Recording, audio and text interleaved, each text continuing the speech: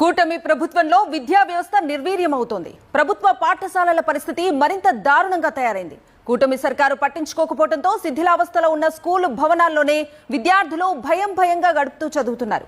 విద్యా వ్యవస్థపై చంద్రబాబు ప్రభుత్వం నిర్లక్ష్యంగా వ్యవహరిస్తుంది అనటానికి శ్రీ సత్యసాయి జిల్లా నల్లచెరువు జిల్లా పరిషత్ పాఠశాలలో జరిగిన సంఘటనే నిదర్శనం. తరగతి గదిలో పైకప్పు పెచ్చులూడి పడటంతో 8వ తరగతి విద్యార్థి రోహిత్ తలకు తీవ్ర గాయమైంది. రోహిత్ పరీక్ష రాస్తుండగా తలపై పెచ్చులు పడటంతో తీవ్రంగా గాయపడ్డాడు. మరో విద్యార్థికి కూడా స్వల్ప గాయాలయ్యాయి. గాయపడిన విద్యార్థి రోహిత్ ను కదిరి ప్రభుత్వ ఆసుపత్రికి తరలించి చికిత్సను అందిస్తున్నారు.